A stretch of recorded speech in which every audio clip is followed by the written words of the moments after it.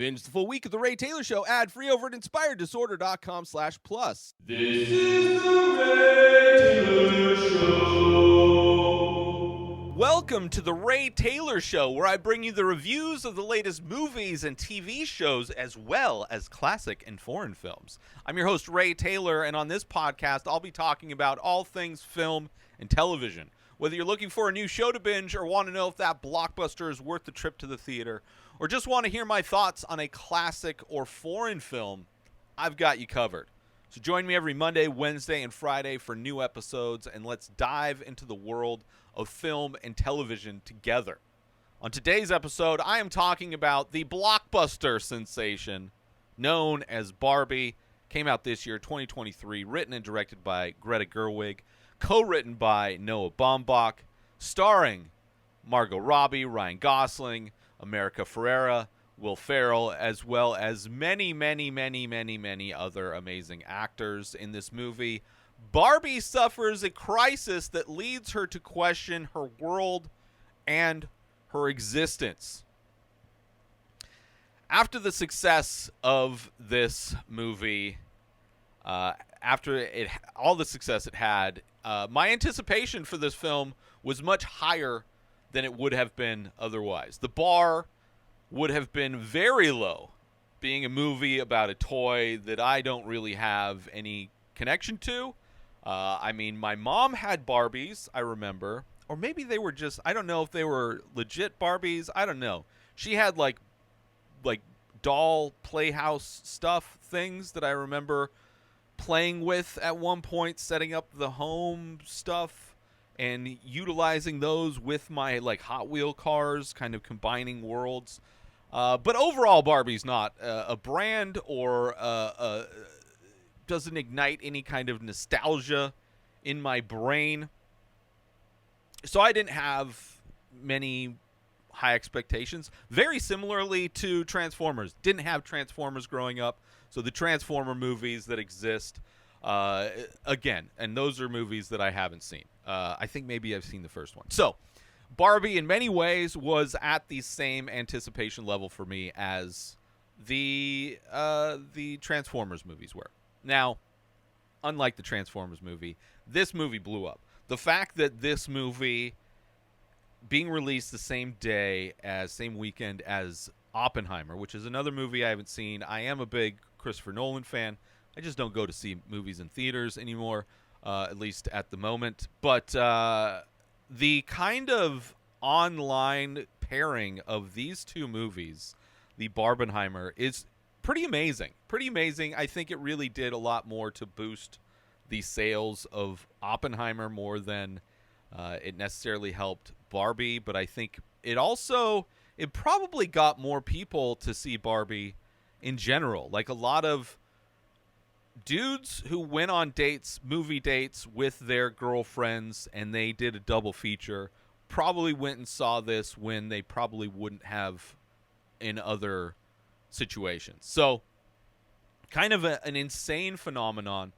But my bar for this would have been very low when it got all the buzz, all the highest grossing, I think the highest grossing movie of Warner Brothers, I think. I don't know. It's broken records in a lot of ways.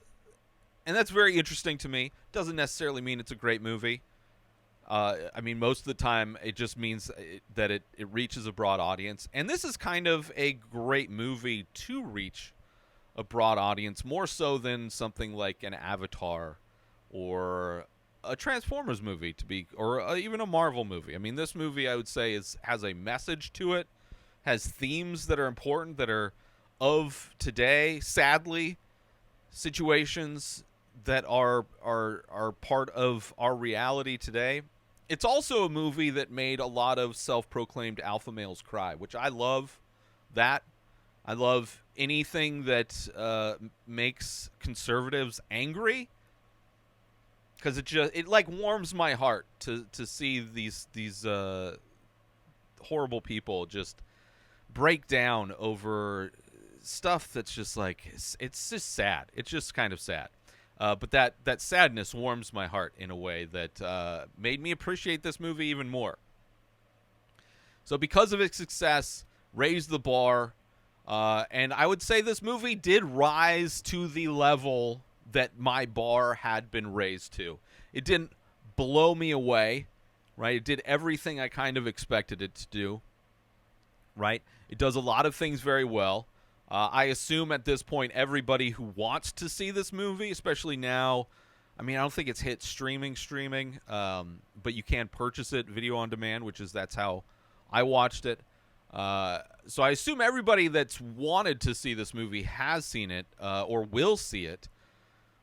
I can't imagine, like, trying to think of who would be watching my review on it, aside from just wanting to hear my particular thoughts on this movie. I don't know if I would be convincing people, but maybe if there are people that are still on the fence, which I could see, I would say this is not a movie made for me because I'm never a Barbie kind of a guy, but it's still a good movie. So the people that are on the fence, I could see maybe would be checking this review out. Maybe some people wanting to test to see my wokeness on both sides of the spectrum. There's probably alpha males out there that will cry. I'm calling it now.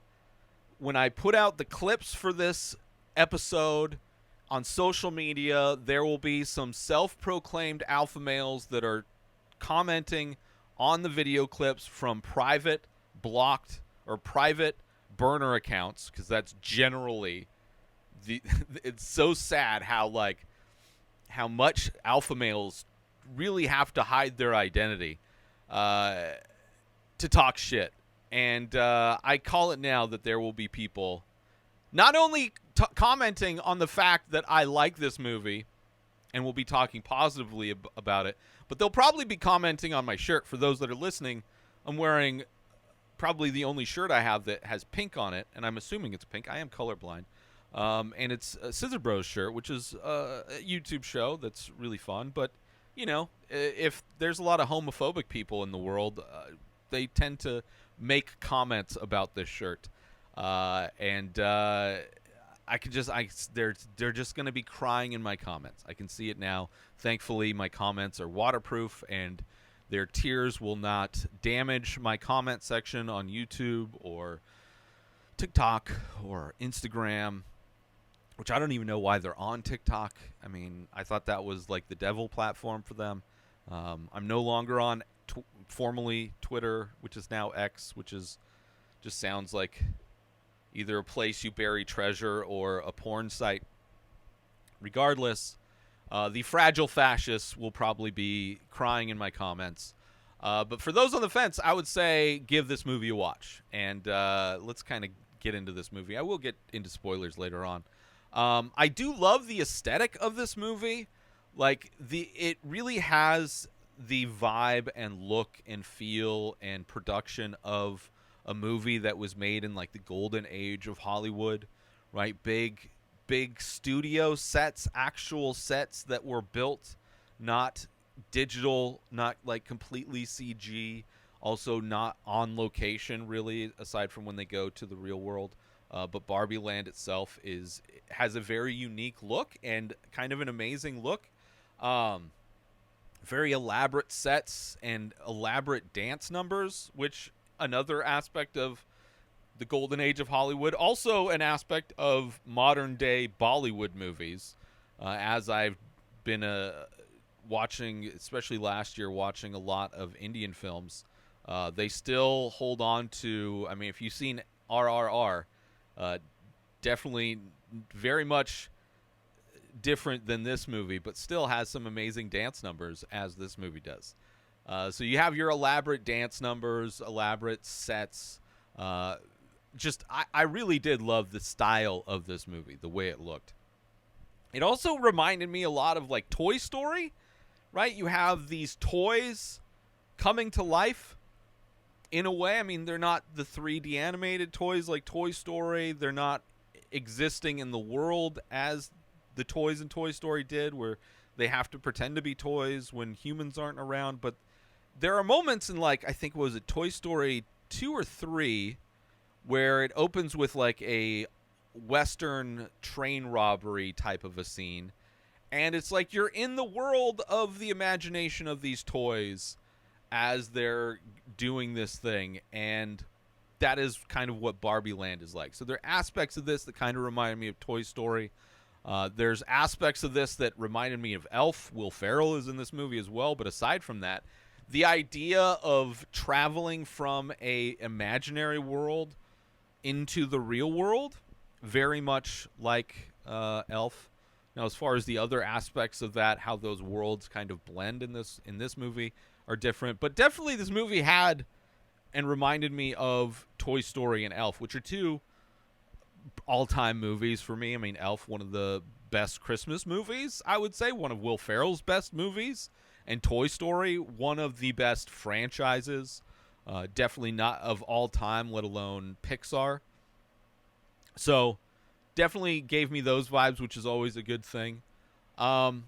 And I love the themes of this movie, kind of the understanding who you are, loving who you are, accepting who you are, and understanding and knowing your own story, and loving the story that you are contributing to the world, and the whole idea of growth and evolving. Many of these characters evolve and change. I mean, that is the big thing of Barbie, is kind of going through a massive evolution, but also Ken in this movie. Let's take a quick break from this episode that you're listening and or watching, because I want to talk about something that has changed over at InspiredDisorder.com, which is my website, the website of not only the Ray Taylor Show, but also of the many faces, the paintings, the original ink paintings that I myself, Ray Taylor, paint.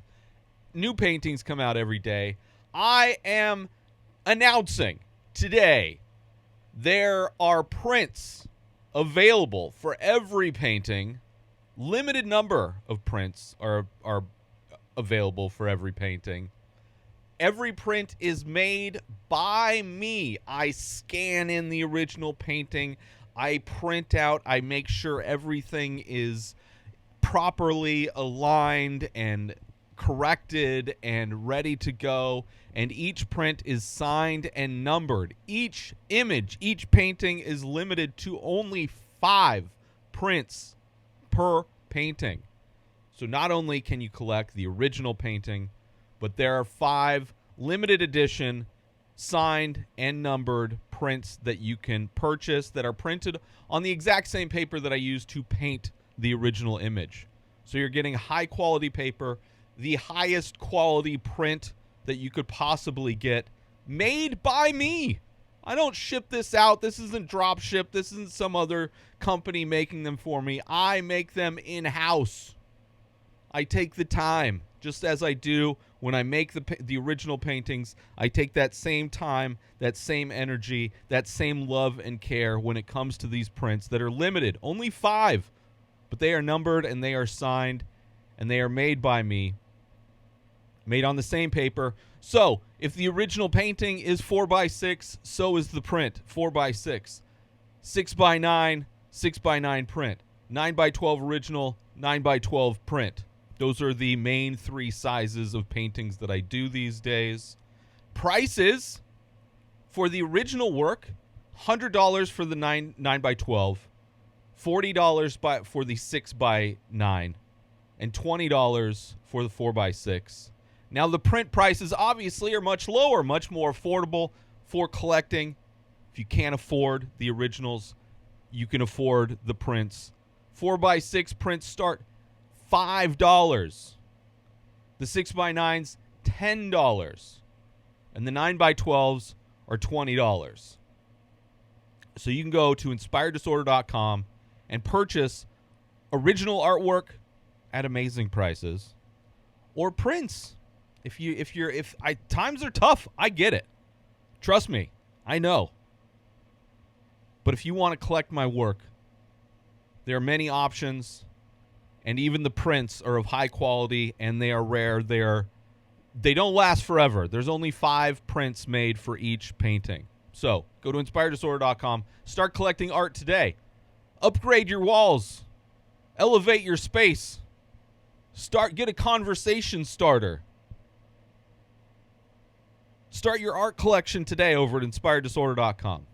Now, let's get back to this show that you're listening to right now. Maybe not the most healthy evolution, but still somebody like Ken in this movie is like a ton of dudes in my age group and probably surrounding age groups that got into the Joe Rogan podcast and dipped their toe into toxic masculinity, bro culture, alpha maledom, right? In probably the more unhealthy way.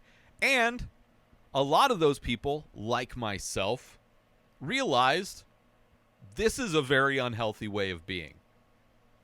Even more so when years later the pandemic hits and it's like literally one of the most unhealthy ways of living, especially during. So like even the Ken character is probably the character that I related to the most.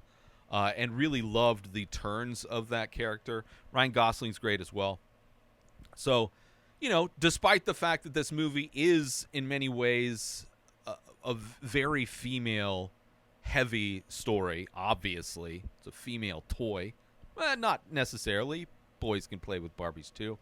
But it's definitely a toy that is meant to, I mean, the opening of this movie is all about how Barbie showed women can do whatever they want. It can be independent. They can work any job. They can do anything. And it's about, I mean, Barbie is obviously the titular character, Margot Robbie. Massive superstar. I would say Margot Robbie, the only one of the few actual movie stars that exist today. She has like this element to herself that I think is just, you don't see much anymore. And also this movie being very much about like a mother-daughter type of relationship, which the director of this movie, Greta Gerwig, also directed Lady Bird, which is another movie, very different movie, but a movie about mother-daughter relationships, which, of course, myself, you know, is a different relationship than a mother-son relationship even. So a lot of the main aspects of this movie I didn't necessarily relate to specifically, did enjoy, but there are elements specifically with the Ken character that I did relate to and did hook me in that I wasn't necessarily expecting. I knew, you know, Ryan Gosling is a great actor, and I heard, you know, he's great in this. Obviously, the whole idea of the "you are Kenough" type of pop culture phenomenon, the sweater piece of merch. I would not be upset if somebody were to gift me a "I am Ken enough" or "I am Kenough" that colorful tie-dye looks super comfortable sweater. I would definitely rock that sweater a lot. And this movie, because of, you know, really going back to almost 100 years ago, you know, 1950s Hollywood, golden age of Hollywood, big elaborate sets, big elaborate dance numbers, performances, right? This movie is taking big swings to go back to an aesthetic and a style that we just don't see much anymore, especially in American film. Also, you know, the messaging and the themes is great. The visual style is great. The production, the world building is great. Blending kind of the old Hollywood style that is still going strong, as I said, in India, you know, big musical and all that stuff, complex narratives, you know. But I would say, aside from, you know, the Ken character didn't necessarily hook me emotionally. Like this movie didn't sink its claws into me, as it were, which is, I would say, a good thing. You know, movies can unexpectedly, you know, sink their teeth in and hook me. And for whatever reason, this one just didn't quite do that, despite the fact that I did like it. It just didn't blow me away, I guess. Right? Like, it makes complete sense why it would make as much money as it did, as far as everything that it's doing. But as far as me personally, it's like, let's just say this movie isn't going to be on my top 5 of the year, which is a very short list for how many movies have come out. But Still a movie that I really did enjoy and really do respect. But aside from there is one moment in this movie that did kind of get me. But the whole mother-daughter storyline, I usually don't connect with those. So, and that's kind of a big part of this. Aside from the movie Everything Everywhere All at Once, which was my favorite movie. Was that last year? A great movie. A movie that is the theme of mother-daughter relationships is a massive aspect of that. Also very imaginative and surreal movie. Similarly to this one, that movie hooked me completely, and got me very emotional in very absurd ways. The scene where the adult rides on the shoulders of another adult it made me cry. It got me emotional in Everything Everywhere. There were multiple moments in that movie that got me emotional. But so it can happen. This movie just didn't succeed.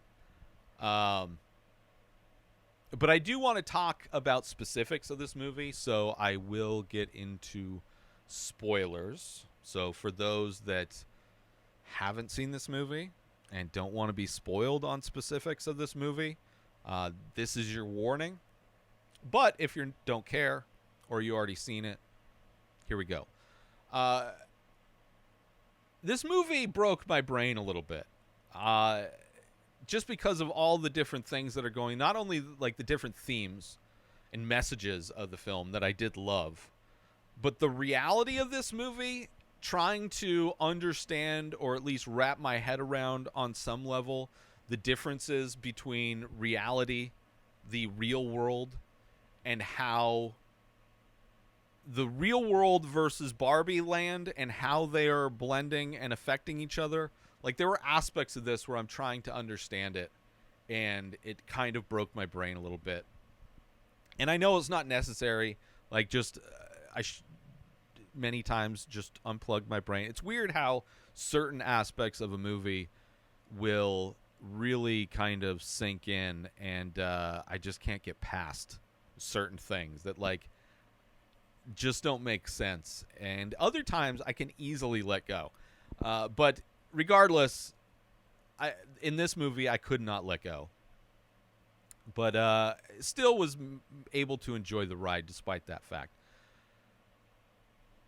The aspect of the movie where all the women are Barbie, are saying hello to each other. They're all named Barbie. All the dudes are named Ken, except for one guy, which I thought was funny. The fact that everybody was named Barbie and Ken, and everybody said, like, that kind of broke my brain. That was a little bit maddening. Listening to that.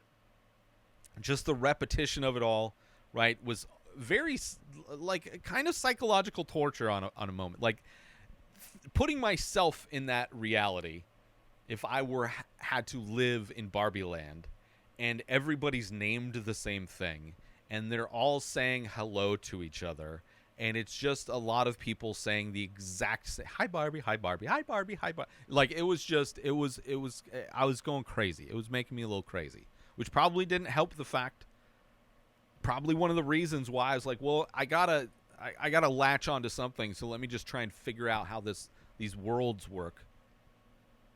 But despite how much I loved,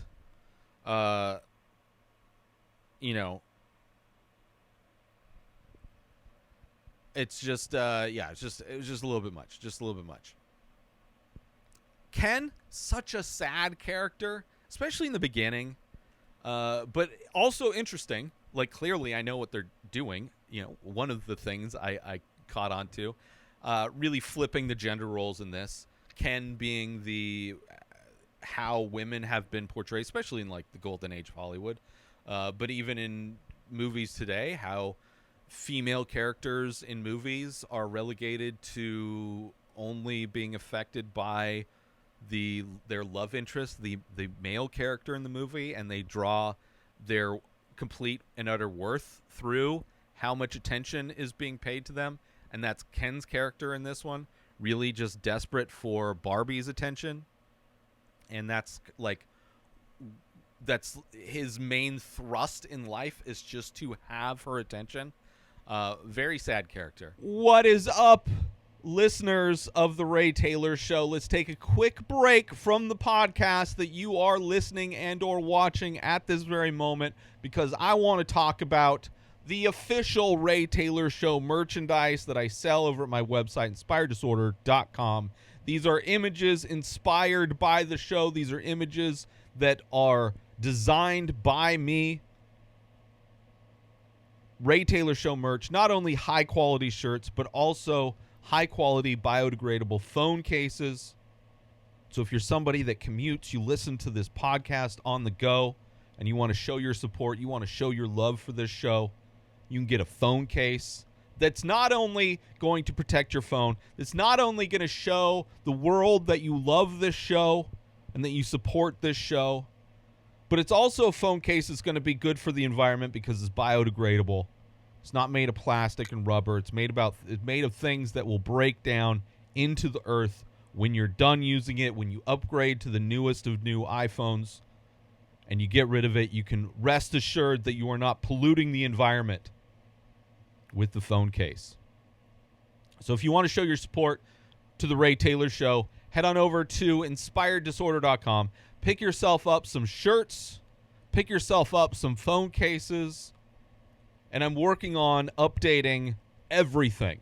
New designs, new products, all kinds of new merch for the Ray Taylor Show. So if you want to show your support, head on over to inspireddisorder.com and pick up your merch now to show your support and love for the Ray Taylor Show.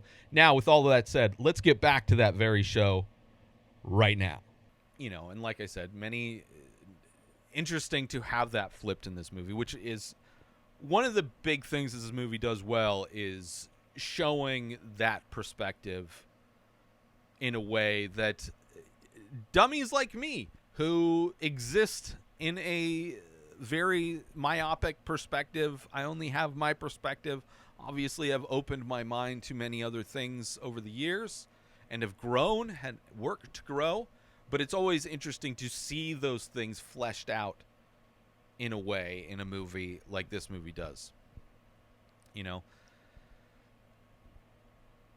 I do love Ken's arc, though. I do love Ken's arc. Ken, when they go to the real world and he discovers the patriarchy, that's very much like a young dude who didn't grow up with a dad, right? Like me, didn't grow up with a dad.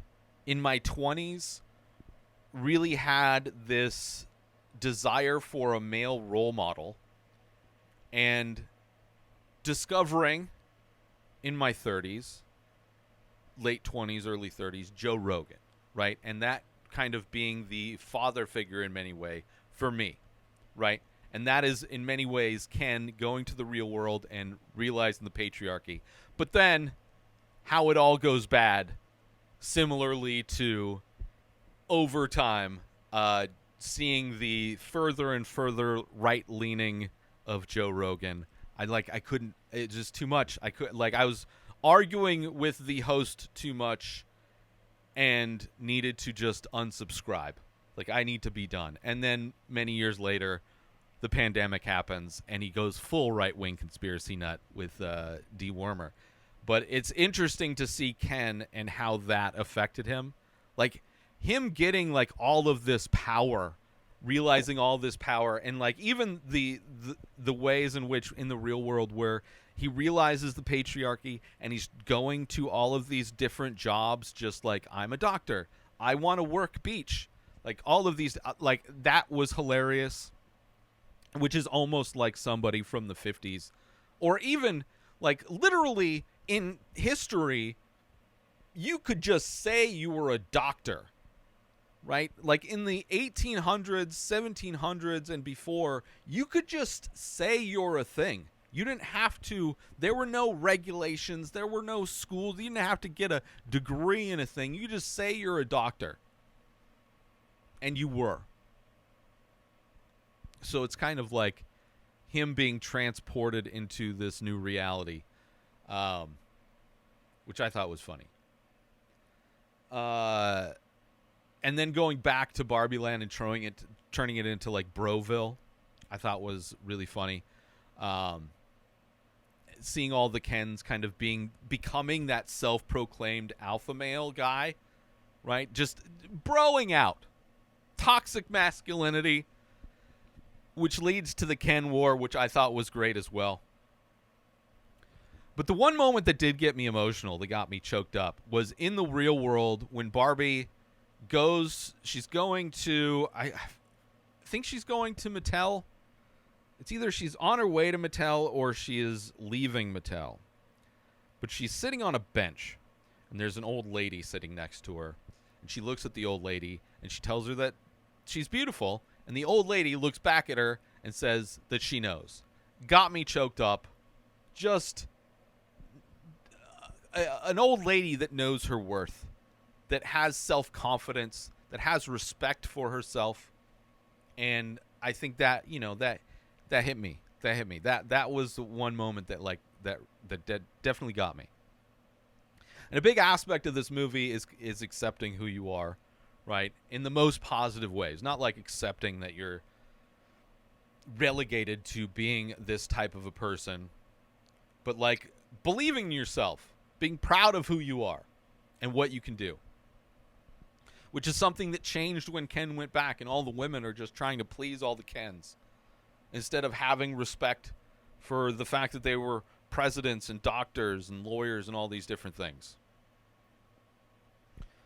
I also love Will Ferrell in this, which is something that I haven't said about a movie that had Will Ferrell in it for a long time, especially a comedy for a long time. Like, I really got tired.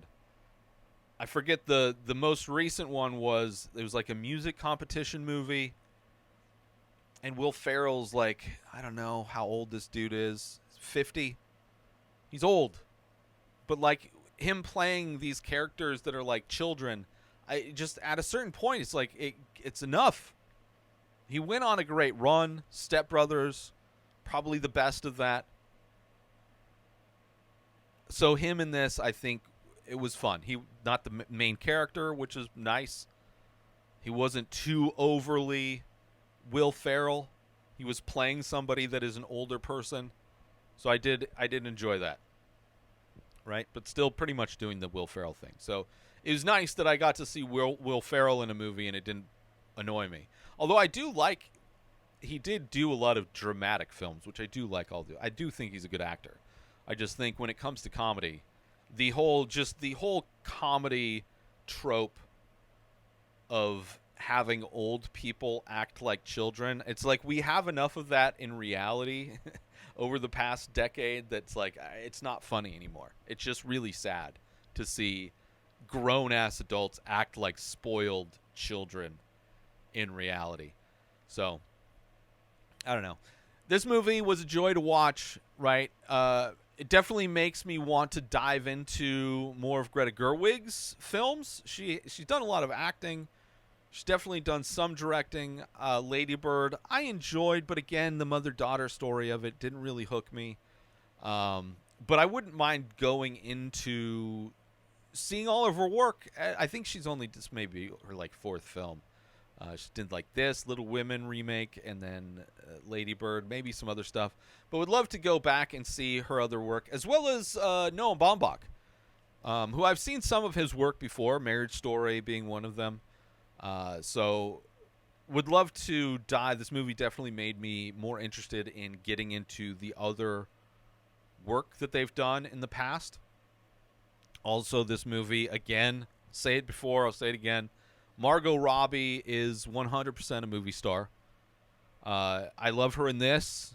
Her as Harley Quinn is great. Recently rewatched the Suicide Squad movie, which may or may not show up on my podcast Top 5, where I'm ranking my top 5 James Gunn films. But she's great as Harley Quinn. She's great in Babylon. She's just great in everything I see her in, and she has that quality of like superstar, and great as Barbie in this.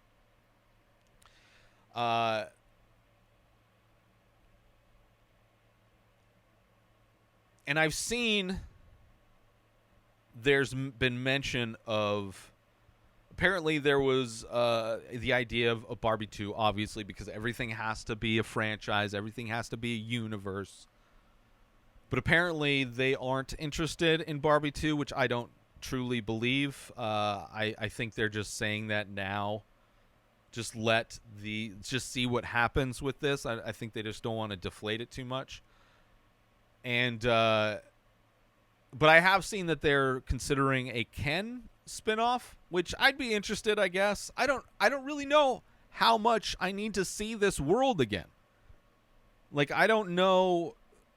They spoke about a lot of things in this movie, and I don't know if I need more of that. I think it's perfectly fine to exist how it is. Let these people do other things. They don't have to do 10 sequels. It doesn't have to be a universe. Like, I know Hollywood is against paying writers to write original scripts. They would much rather regurgitate stuff like Disney's whole business model has been for like the last 100 years.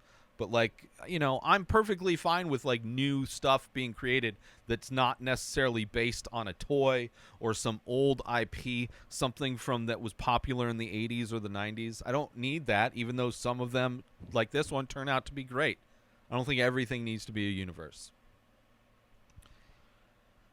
And it's pretty amazing that this movie turned out to be as good as it did. I have a feeling this movie was probably was a script for something else that they decided to adapt to this in some way. So, or at least it seems like that's kind of the tactic that is used in a lot of these movies that are kind of tied in. A lot of movies about toys or just companies, like the Nike shoe or the Beanie Babies, or this one coming out, Dumb Money. Like, there's a lot of, like, I don't know, like true story, heightened comedic true story or tied into true story stuff. I don't know. It's a weird trend. But after the success of this movie, it seems like Greta Gerwig could just, like, her next movie is probably going to be very interesting because it will probably be something she's very passionate about and original. Hopefully she doesn't get roped into directing a Marvel movie or something like that. Like that the studio, that Warner Brothers will just give her a massive check to do whatever she wants to do. So I'm happy for her success. Obviously, I want to go back and look at her other stuff. And another aspect of this movie that I really did enjoy is seeing all of the different types of toys that Mattel released in relation to Barbie. Whether it's the many variations of Barbie, but like a lot of their failed ideas, like the mom Barbie that had like babies that would magnetize to her, or the sugar daddy the Ken. Or there was another Ken that had like an earring. I forget what his thing was. Even Alan is Ken's friend. Was like the only male doll. The third doll, I think. Well, I guess there were other Barbies that weren't named Barbie. There was Skipper and stuff like that. It was kind of interesting to see how many. I mean, it's a toy that's been around way longer than I've been around, and interesting to see how all of those things were incorporated. So I would imagine a lot of fun Easter eggs for older women that knew about all of those Barbies. That has like the one that had a camera and a TV screen on the back. Crazy stuff. But I did enjoy it, and I'd recommend it, obviously, if you haven't seen it already. And I want to thank everybody for tuning into the Ray Taylor Show. I do hope you enjoyed my thoughts on Barbie. Don't forget to tune in every Monday, Wednesday, and Friday for more movie and TV show reviews. And join the conversation by leaving a comment or rating on your favorite podcast platform or on YouTube. Until next time, enjoy the show. Subscribe to the Ray Taylor Show on YouTube and everywhere podcasts are found. Binge the full week ad-free over at inspireddisorder.com/plus. Purchase Ray Taylor Show merch over at inspireddisorder.com. Have a wonderful day, everybody. Peace out. much. Today is the day where you wake up and you realize that everything that you've been dreaming about, everything that you've been wanting, every goal and wish and hope that you've ever had can become real. Dreams can come true. What you manifest in your mind, you can bring to reality.